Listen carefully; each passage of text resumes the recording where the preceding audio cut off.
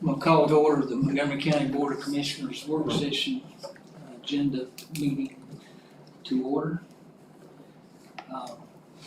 We're gonna do an invocation on that. We're just gonna turn it over to the Mr. Manager here to get us started, I guess. We'll get going. Of course, we're sitting as the Board of Commissioners, but this same group with a different hat on will also meet as the Consolidated Board of Health and Human Services at 5 o'clock on Tuesday as well. And just for your reference, Misty has provided that agenda as well for you guys to take a look at in advance. Of course, the meat of Tuesday night will be Board of Commissioners regular session, where we have a good bit of stuff going on here. The Human Services Board will have a list of the new slate of members that have agreed to be on the board. We anticipate that. I Yes. talked to Karen, so she's gonna be sending that to you. Okay, okay, Yep. So you should have it in the morning, I think. okay. Mary mentioned that she was gonna present that, but we weren't necessarily going to appoint them this time. Is that what you? I'm under the understanding that we're going to appoint them, everybody can be approved, because several of the members actually rotate off this month. Right, okay. And that is true. There are terms expiring and term limits have crept up on us.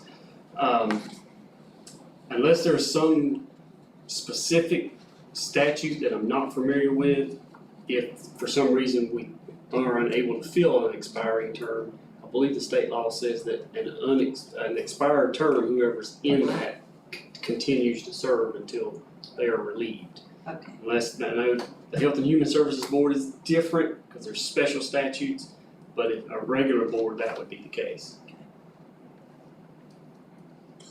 But yeah, you are correct, we are anticipating a list of folks that are willing to serve. So does that mean then the next month we will vote on? Well, you them? could, Or if it we were just delayed say for we some just- reason. Okay. And I'm gonna have to wrap my head around, do we appoint that board as the Health and Human Services Board, or is that board appointed by the Board of Commissioners?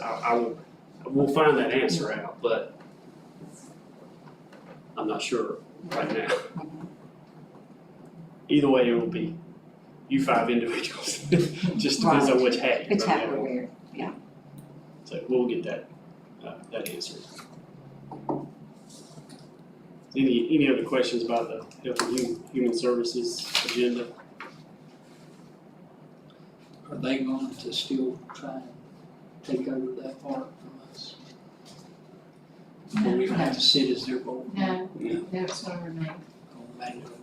But they will have a newly formed advisory board that will Yeah. meet by them, that will meet individually and then will come and present any needs to us as the consolidated board. So it will function a little bit differently than we've seen it recently, but we will still sit So as. will Mary still be doing her part, coming to us till they will take over that? They will take over that part of it. That's the part of this you're talking about, so it'll be functional a little different. You probably have a little more insight because you're on that with them, but yeah. Right, it will look differently. The board is actually planning to meet like 4 times a year.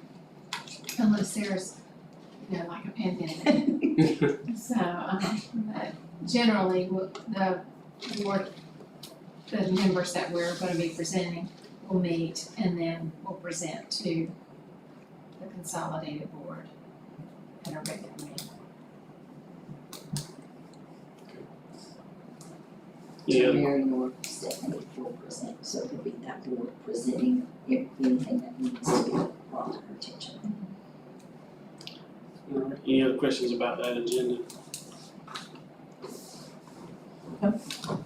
So the agenda for the regular session for the Board of Commissioners, there's a good number of things on the agenda. We have placed items on there as a recommendation at this point. A lot of things are on the consent agenda. We can discuss things in a little more detail right now, or take things off the consent agenda if we feel like they need additional discussion come Tuesday. But I will briefly go through some of those. Of course, the minutes are fairly straightforward. There's a couple budget amendments, and I really want to mention the first one. So it's transfers from the general fund to the fire protection and capital projects fund. What this means is we had this particular amendment is because we had a good year. And these two funds are funds that we know expenses are coming down the road, and it's either every year increase your contributions to these funds to build them up, or do a little bit as you go, and then when you have a good year, put some money in there. So we know we're gonna have projects coming in the county's capital project fund. Courthouse is one that's probably on the horizon, you know, improvements to buildings and things like that. So it would be transferring funds to that fund. They call it a rainy day fund, but it will be spent at some point. That's $1.4 million. And there is also a transfer to the fire protection fund. And that fund is in good shape for the next, I believe it's 15 years. And there's a transfer of $600,000 to that fund, which might get us 16 years. Don't hold me to that 15, 16, but it's somewhere in that range once we start purchasing fire trucks again in a few years. So that would be a transfer to that fund to help support that. Any questions about that? Did you ever figure out about what we were talking about the other night, about the 2 cent dedicated tax? So I did not see it in last year's budget ordinance where 2 cent was specifically dedicated to fire service. My best guess is that it could have been at one point, but it seems like it was sort of a barometer that roughly 2 cents of our levy goes towards fire protection. And even in the coming budget, it's close. So hopefully in good years, when we have years that is just a little shy, we can make some transfers like that if we have a little excess here and there. But I didn't find where it was mandated. I'm not sure exactly when they come in. It was, Edgar and Anthony were the two commissioners that did that. they pushed them, so that Yeah. would be ever how far you need to go back. Because I asked Joe Huntley again the other night. And he said, It was passed, but I don't remember what year. yeah, he said it was dedicated to 2 cent would be set aside. But he also brought up something else that he thought was kind of unfair, was the, like Troy's got bigger population, kind of like you were doing the recreation funds. Based on population, you got more money. You got bigger area, bigger, more money, so. And that's certainly something that we can look into that. Right now it's an equal distribution for operating costs from us to each department. There's a few departments that have a fire tax district. They have some uniqueness to their district, but so they're getting fire tax and contribution from the county for operations. It's nothing that's written in statute or local ordinance that it has to be equal. But you know, arriving at equity is one of our challenges throughout local government. Is how do we equitably divide and carry out our services? So I don't have an answer, but Well, that's what it could Matthew be. just come up, he was trying to figure out a way to fund everybody and make everybody happy, so that he's the one that come up with giving each department 35. And I can see some reasoning behind that as well, because if you're taking that money and you're putting it towards county trucks that are there, it costs the same for a transmission, Right. regardless of what district you're in. So I can see it both ways, I really can. I guess those fire taxes are kind of like town taxes, you're putting that extra on there That's correct, yeah. In North to Carolina, supplement them. it's whatever district you're in, if there's a tax in that district, you pay that tax regardless if you're paying it. If you're in Troy, you pay a Troy and a county. If you're in a fire district, you pay the fire district. And if there was a school tax district, you pay any tax applicable to your district. If you go back to like Dottie said, Edgar and Edgar and Anthony. Anthony were, I'm pretty sure, were the two that worked on it and came up with that. I don't remember how far it goes back. So that was probably 2010, 11. I would guess. It could be, maybe it wasn't legislated, it was, Back. like I said, a barometer. Yes. And maybe it was, I don't know, but last year it was, I did not see that it was legislated. I guess the reason you've got the money or now because of the revals, you would be getting money in there. Yeah, you're right, if it was dedicated exactly 2% as the valuation changed, so would the contribution. It's close to 2 cent. Cause we're at what did we do, $6.50? It's $6.50. And was that what it was last year too? It was, but Yeah. there was a fire truck purchase last Yeah, year as but well. still, but we still got money, it's the same way. Yeah, so the recurring Yes. amount being dedicated, Yes, it's not quite 2 cent, but it's not too far Yeah. off. There will be years, somewhere down the road, we're gonna spend more than 2 cent. Just, well, one fire truck is greater than $500,000, 600,000. It's 6 or 7, I think now is Could be, where we're at. That's why we couldn't continue to buy one every year like we do. So a fire truck is, by itself, is almost 2 cents. So really, you should almost be able to buy one every 2 years. If they were 6, if you're saving, what, 3 or 350 each year, Yeah, so you should be able to buy one every 2 years. right. But eventually, we'll have to get back to the schedule where we're buying them almost annually, yeah, if not annually. And once we get to that point, funds are gonna start dwindling. And unfortunately, we can't count on investment returns to help us out, at least The reason not in the this time short for term. changing that, was it not because the fire trucks didn't have it so many, whatever they have on them, is it hours or how do you measure? It's the hours, but the most of it over the years, they say that used, I think they dropped it down to about 10 at one time. Like I say, they may only have Because that was 2,000 the miles. reason for not buying them every year, cause some of them had not used the new ones they had gotten, and so, Yeah, they have to do a pump test, as long as, to me, as long as they pass the pump test, I mean, a new truck can fail. I mean, I guess you're subject to more years, but they have to pass a pump test each year to be certified in the year. But knowing that at some point, and chances are it's after my time in local government is up, but knowing tomorrow will come for government, when we have an opportunity to strengthen that fund, we should do so, and that's what we're doing here. okay, that's good. The next budget amendment is what I've always called throughout my career is cleanup amendments. And the prior budget amendment should indicate to you guys that we haven't spent beyond our means. Otherwise, we wouldn't be transferring a little money to a rainy day fund. But normally, these are just cleanup amendments to make sure a department doesn't violate the budget ordinance. Because even if you are within your means and you go above an appropriation amount, it's a budget violation.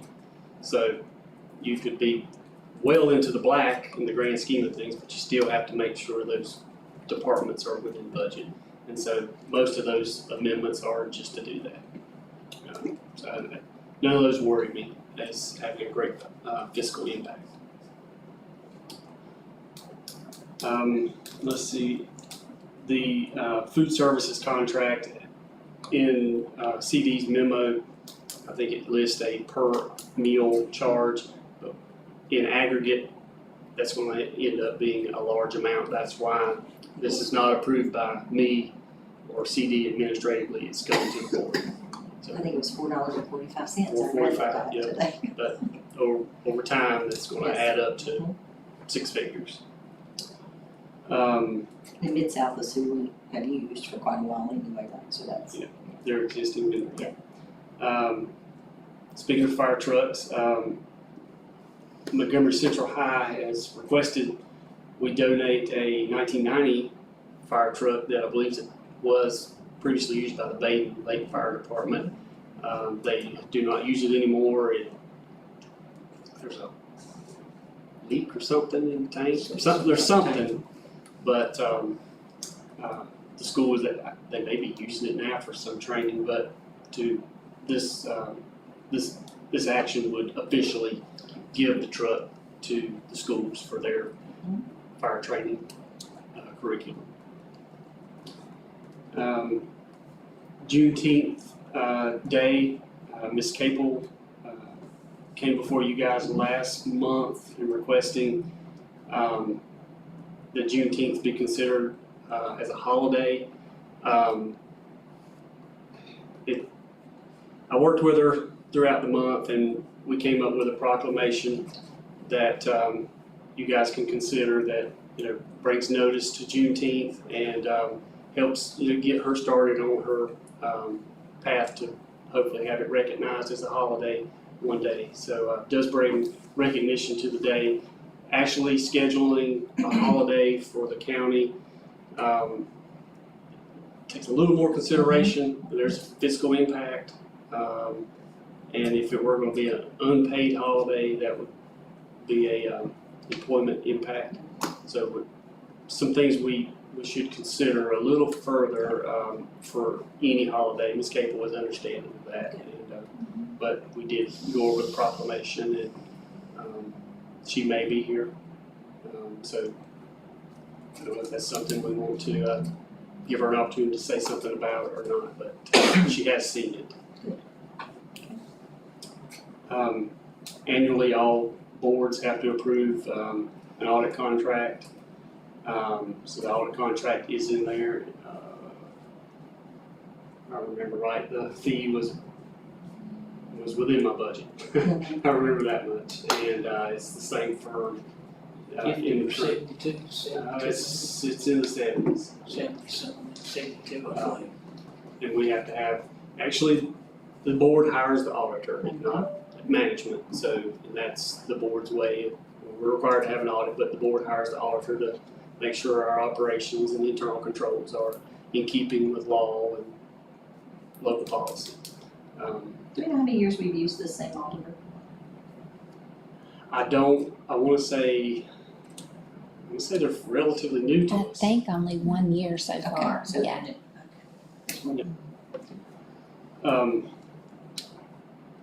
The preliminary engineering agreement is an agreement with NCDOT. They're replacing the Lily's, a bridge on Lily's Bridge Road.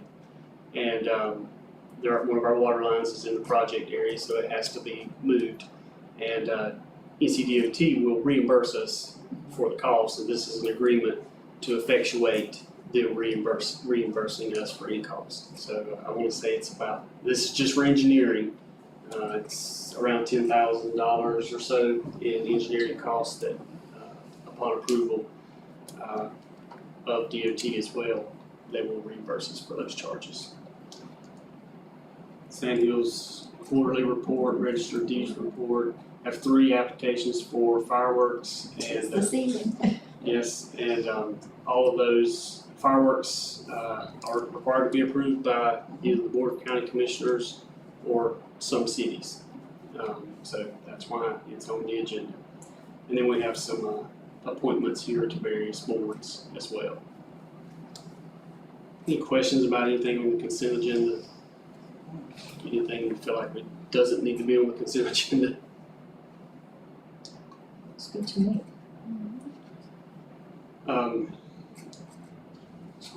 So part of our budget process is the board acts, puts on yet some more hats. You act as the board for the fire district for Baden Lake, Wadeville, and Lake Tillery. So there are 3 hearings, public hearings, for each fire tax district that we will sit and act as on their behalf. And we would recommend or decide on a tax rate for those districts, and which would be included in the county's budget ordinance that we'll talk about here in just a few minutes. But those 3 districts each have a public hearing scheduled for folks to come and, well, have an opportunity to address the board of the fire district. Baden Lake and Lake Tillery, it's the same tax rate. I have not heard anything one way or another. If the rate's too high, too low, we need more money or we need less money. So that's good. That's good news. Wakeville, this is the one where there's a proposed change, and that's going from a penny to 2.5. I would not be surprised if some folks were here to speak about that one. I've had some questions asked of me, and I've provided some information. But of the three, that one is likely to have some folks that have some questions. Some I may be able to answer, some I may not. So we're gonna do those each individually, then will we vote on it, or we have to come out and public hearing to vote? So you'll close as the fire commission for each one. And then we're gonna have a public hearing right after these three, in which it's gonna be a public hearing for the entire budget. The fire tax districts are part of that budget. So I guess technically someone could speak there as well, if they, arrive late or something. But the amount that needs to go in that ordinance for those three districts, needs to be understood from those meetings as that board. If we say under the Baden Lake Fire Commission, we have public comment, close it, discuss the rate, and agree as the board for the Baden Lake Fire District, this is the tax rate we need. So that's the motion to recommend that tax Yeah. rate, so we So do that. Whatever that is carried forward into the county budget ordinance, which legislates the action, the rate, and would levy that tax. So like I said, the first two is the same tax rate, the third one is different. We'll step by step, I'll tell you that, that'll be good. Yeah. You'll be able to do that, it's good, you got it. Yeah. Follow the little dots. Yeah. Follow the little dots. Red. I'm thankful that's there, but we have no clue, that's good, you got it. And then, like I said, the county budget will follow those three. The budget document is there, I know it's a lot. I proofread it several times, I am not be shocked if I missed a typo. So my apologies in advance, but if you do catch one, let me know. If I skimmed it, maybe I should read it thoroughly. Well, there's a lot of dates in there, there's a lot of, Yes, I know. yeah, so, and I do have trouble catching little mistakes sometimes. But, the county budget, would be, the public hearing would, be conducted there, allow any citizen to provide any comment, and then following that, hopefully, we will adopt the budget ordinance.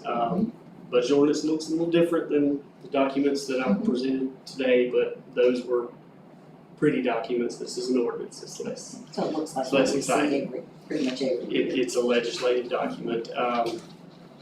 There's actually a bit more we include in our budget ordinances here than I'm used to.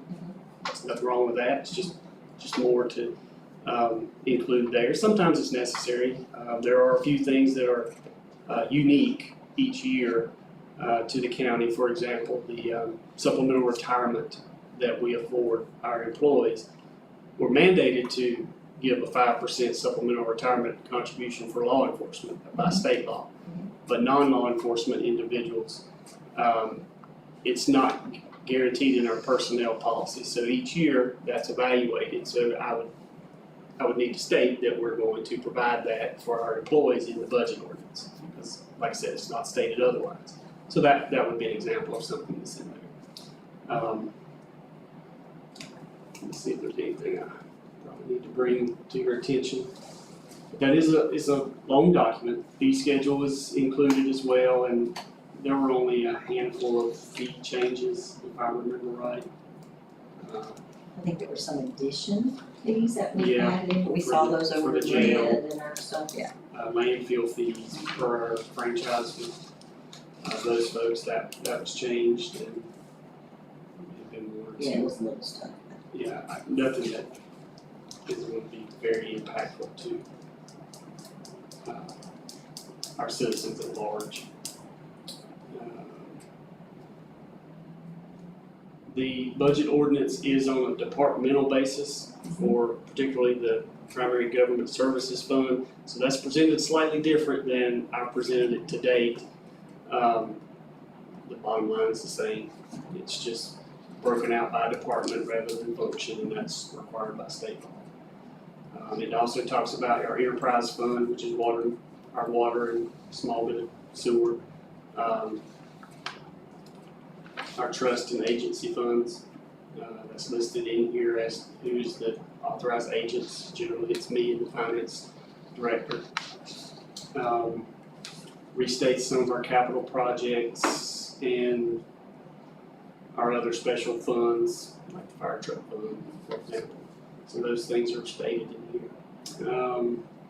Levies the tax at 61.5 cents, which is the same rate that we have currently. We talked about the Baden Lake fire tax levy, as well as Wadeville and Lake Tillery. That is in the document as well. Talks about county managers as the budget officer, which is state law anyway, but goes in to talk about some of the county's policies on purchasing and contracts. It's mostly the same wording from last year. Fee schedule, some of the special personnel provisions that I just mentioned, 401k contributions. Special bonus leave is,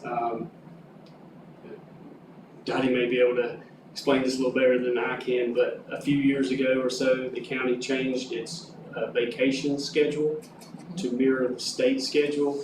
And in doing that, some folks were actually going to receive less vacation. So there was the board guaranteed they were held whole with their leave time and guaranteed and gave 32 hours of leave time to the full-time permanent employees that were affected by the change.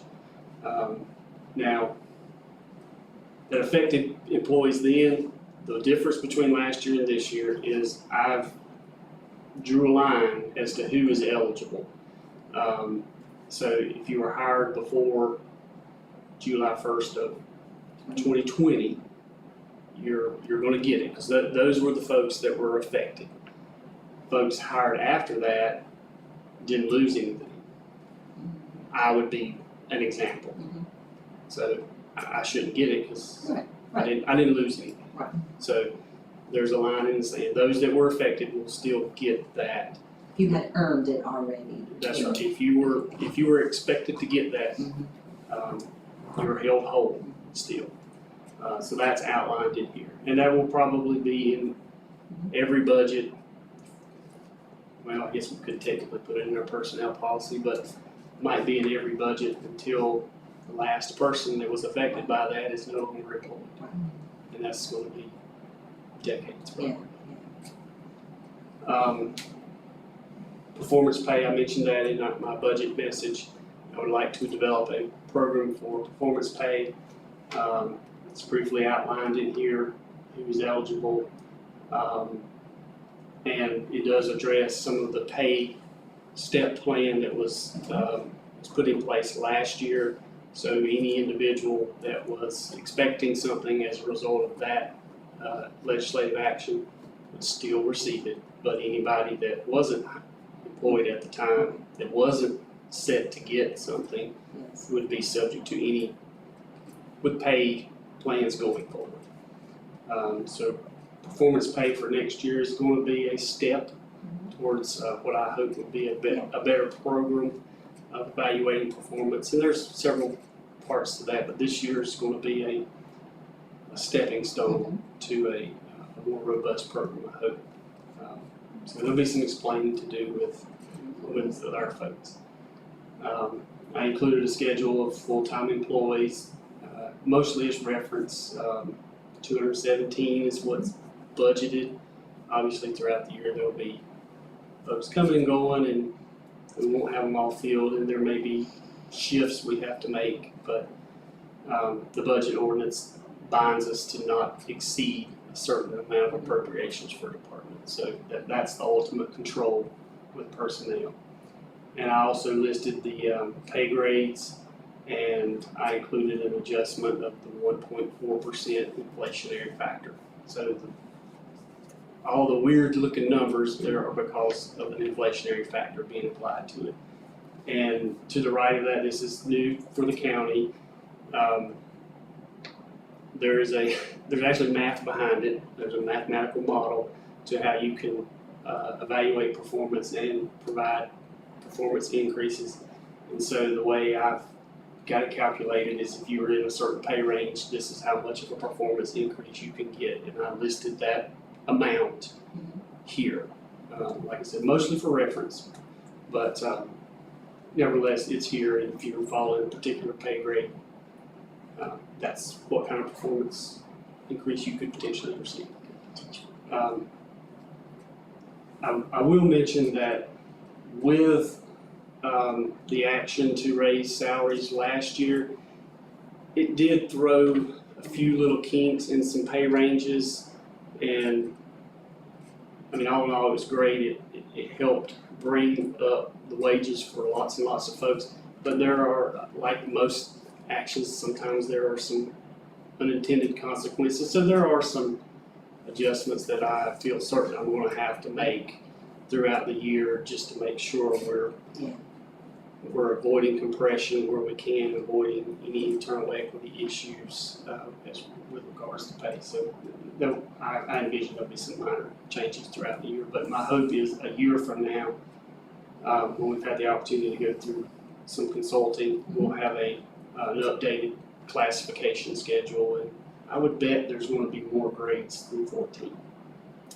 Where I came from previously, we had 30, so, which gives you some flexibility in assigning positions. But this will serve us well for the next year.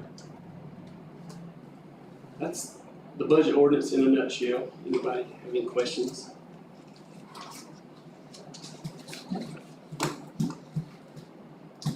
Let's see. And the final public hearing is zoning development ordinance related changes. We've heard David, and you've probably heard myself mention the 160D changes in the state law, which require local governments that are have development ordinances such as zoning to make certain changes. And there's a good number of changes that are required, and then there's some that are optional. The planning board did meet and go over these things to make recommendation to the board. Most all of the proposed amendments the planning board agreed with. There were a couple they did not. David has a slideshow. It's in the agenda packet, and if it has a check mark on it, It's good, it's great. everybody was in agreement. If it has an X, there was not agreement, or actually a Red red circle slash, yeah. There was not agreement. And I'm not sure what the black hack slash Yeah, means, but And he's gonna walk us through this tomorrow, he'll present this tomorrow. yes, he's got a presentation ready. It's a lot. Because when you read it, I mean, I don't know what most of the stuff means, but. Some of it is you just gotta do it. You're gonna do it. Yeah. Because we say you're gonna do it. Some of it is optional, and there were, some of those optional changes that are in there. One that we've discussed is deferring or remanding special use permit and variance processes to the planning board. And the Board of Commissioners would no longer hear those things. That's part of the proposal that David put forth to the planning board. So anyone has any questions, I'd be happy to put you in contact with David. This is a lot of stuff. We're not the only ones. Every local government that applies land use controls is going through this or has just recently completed it. I think tomorrow or next week when he presents it, if the two areas where the planning board, just so we can understand what it is they're wanting it to be versus what I can read it, but again, I don't quite Yeah, one of the items has to do with, some buffering requirements around, those new subdivisions, or certain subdivisions. That may be an item that Yeah. comes up, there was not, 'Cause the three I see fall under accessory lots and residential storage. And it says that the planning board recommends a recombination additional requirement. So I don't really know what that even means. So accessory lots would be under the same ownership, maybe a lot across the road that you're using for the garage. I think we've had We did Case or have two that of one that. here, we're across the road in that one. and I believe we've required as a condition that the lots be legally combined. It sounds like that's what this is talking Because about. he had to do that, that gentleman that we did recently. Makes sense. Combined his, Mr. Ruth, I believe, yes, that was it. was one of them. Makes sense, but any other differences, I'm gonna make sure David knows to point those out. Yes, and then the next was the whole, what's it called, solar So, Yeah. farms, Mhm. photovoltaic, I can't say it, photovoltaic facility. I can't even read on there what his little thing says. He's got a note here that says, it's recommended, planning board recommends those be a conditional zoning rather than a special use permit. The primary difference between a special use permit and a conditional zoning is a legislative act. Okay, A special use permit is a quasi judicial act. So that's the primary difference, at least from an elected official standpoint. With conditional zoning or special use permits, you can place conditions on approvals with either one. so that's the two things I see, except there is the red hash circle on WSWP changes, but there's no notes on it. Just as, so I don't know what, Yeah, there's several things here, I wonder if all of those, I don't know what that means. So, okay. Other than that, one of those changes here is the general requirement for a erosion and sedimentation control permit is a 1 acre project. And half acre. that's what was proposed here.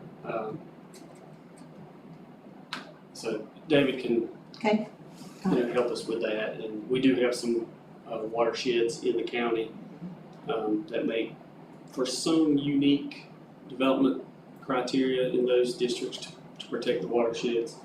So he will, I will make sure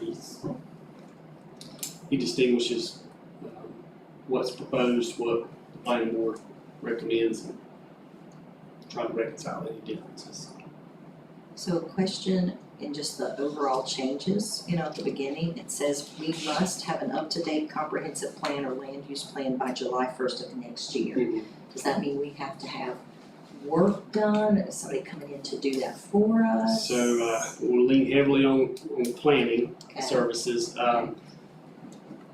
State law, if I remember correctly, requires, well, I don't know that it requires, but if you had a plan, you had to reference it when making certain legislative actions.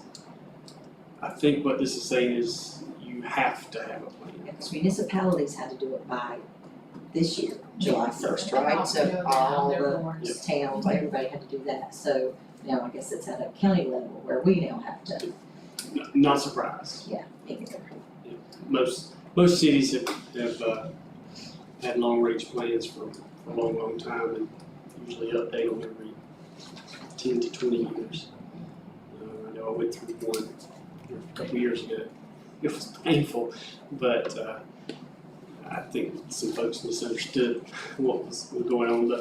A plan like that is not a legislative document, it's a guide. So that's what tripped up a lot of people. It's not you will do this, and this is what's recommended. When you go to make a decision of you will do this, you need to consult that plan to see if that plan suggests that's something you should demand someone should do. So, Which would be then an ordinance or something like that. Yeah, that would be a rezoning, Okay. an ordinance, Yes, special use permit. so this is something though that'll have to happen here by, we'll have to have this new plan by next year. Yeah. Okay, cool, all right, We do have some yeah, planning in place. absolutely. That's the bulk of the agenda. Happy to answer any questions that you guys may have that I didn't cover.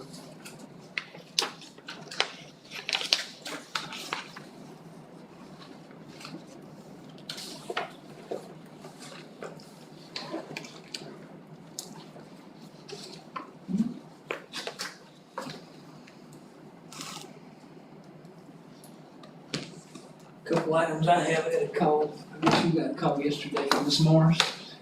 Said she was gonna contact me about the food pantry stuff. I hadn't talked to her. Hadn't talked to you? Oh, okay. Well, okay. So anyway, they want to have two people off the board kind of appointed to, I guess, come to their meetings and see what's going on, so there's no To the council on aging, council on aging, I think. we already got It's that. not council on aging, because she said they didn't really want Dottie to come because she was on the other board. There's Sure. actually two things. There's the Council on Aging Board, then there's also the Montgomery County Planning for the Aging Services Committee. Okay, Is that the one Ruthie's over, or, Ruthie's over the Council on Aging Board, okay, well, that's the but the one. I think Montgomery County Planning Services for the Aging meets every month. And they're the ones that kind of govern the Council on Aging. are they, Is that the one is you're that who Jessica is the chair of? Jessica's chair of that one. Well, anyway, she requested or asked, and I guess we can do this on Tuesday since we don't make no decisions in here. Now, there was, I'm actually a member of the Council on Aging Board, and Jim Matheny was the commissioner representative, which means he was not a voting member on the Council on Aging, so that position has not been filled. So is that like a liaison? And I think that's kind of what Ruthie was asking for. She would like for two commissioners, and Well, maybe the second would be, you're one, so it would be one more that served in what Jim's role was, a non-voting member. but That one when my term is up. What's the name of the other committee? What's it called? Montgomery County Planning Services for the Aging, I think, it's a long title. Planning, I know who heads it, but I don't remember what all the services for the aging. And it meets every,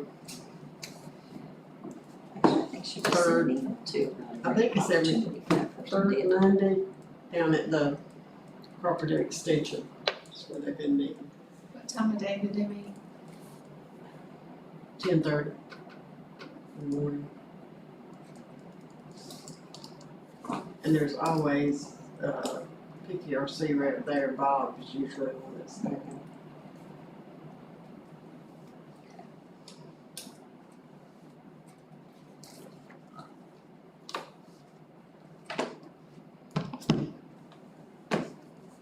All right, so we'll have to, We'll reach out to Ms. Morris and clarify, Thank you. see what exactly, which board, Mhm. and make sure we understand. it was the one that Dottie was not on, because I say they I'm got, both, so I don't know what you're talking about. Well, I don't know, I don't know. anyway, I guess we can talk about it Tuesday, because like I say, we're not making any decisions here. Ruthie doesn't come to the Montgomery County Planning for the Agency. Who done? Ruthie does.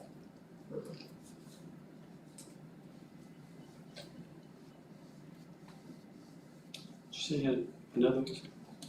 You said you had two things. No, well, the other one was, Kay had found out some information, a little bit about the swimming stuff, and over, Stanley, if you wanna tell them. Oh, yeah, it's called, Second Grade Learn to Swim. And, it's a program that, YMCA have with the school. Mhm. They said they have, reached out to Montgomery County, they have a preschool here in Montgomery County that they've served. Mhm. And, they're willing to give us information and if they could help us, they're willing to help us. And he said, Mr. Crooker, George Crooker, he's the director, and he's willing to come and talk with us and speak with us. He said he'll bend over backwards to help us start a program here. Or Okay. if we needed to. And he's willing to come and speak. So maybe if we don't get off the ground with that this year, because like I said, school's out now, so Yeah. it'd be kind of hard to probably coordinate it, but it looks like second grade when they go to first to second. Mm-hmm. They But you can, can they can get take their own advantage of it. information and be ready to That's start absolutely whenever right. high school starts back. Yeah, and he even said that they may have money to assist, Mhm. to meet, help us. If we don't have enough. And what was the gentleman's name? George Crooker, George Crooker? Crooker, C-R-O-O-K-E-R. Where's he from? I'm assuming Stanley County, I'm not sure, Oh, okay. but he gave me I have his number here, his, cell number, and I think that would just be a good presentation down the road for us to. I'll grab that. okay. Okay, Another thing I was thinking about is the lady that we had asked about. Did you ever find any information on the supplement or for the insurance? Did you ever see? Yes, there was try not to go into too much personnel data, but there was a,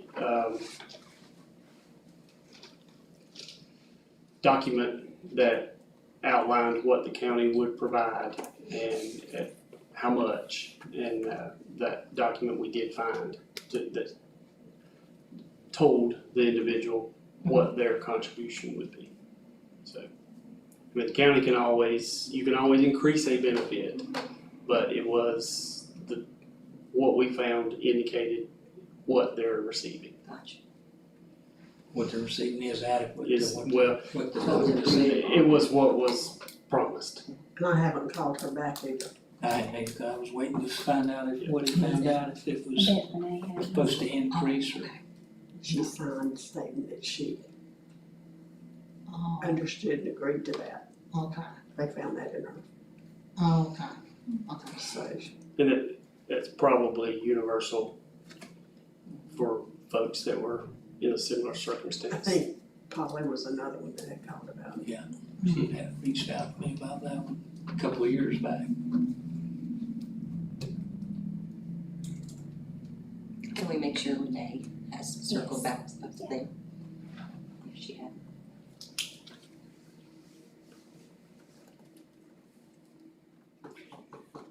Unless we wanna talk about this termination of state of emergency, go ahead and do it. Get it. Do it as a press release. We can get the word out, we have, the county has been under the state of emergency, for a year now. The local state of emergency, any state, federal emergencies would still be in full force and effect. But the local one that, was specific to us, that Dottie signed a year ago. It's just been a year. It's been a long time, that's crazy. That's the standing state of emergency right now. And so we're looking at Lifting it. lifting it. So, but again, any state, federal Right. mandates would still adhere to those. And, I think one of the central, tenets of that emergency was the mask mandate for the county. And of course, I think the federal and state both have eased those mandates, and so this would fall in line with some of their actions. Our percent positivity rate has improved significantly since a year ago. So that's a good sign. Hope we keep it up. Yeah, absolutely. We'll certainly endeavor to keep it up. But that is an action that chairmans and mayors typically make. And that's what I found when I was researching it, that was an action by the chairman. So it takes the action of the chairman to undo it. Yeah, I think some of the towns you said did theirs, do we overrule them, or they? kinda like- In certain cases, yes. Maybe not in all cases, but in the majority of all cases, there's coordination. Typically, you think of state of emergency, you're thinking of natural disasters, things like that, where it's usually not, well, I don't know that any of us have seen a state of emergency for a pandemic, so it's new territory That's for right. us all. It's a learning experience each day. So, Anybody else have anything? Someone like to make a motion, we adjourn. I make a motion, we adjourn. Motion's been made by Commissioner Hassan, second. Second by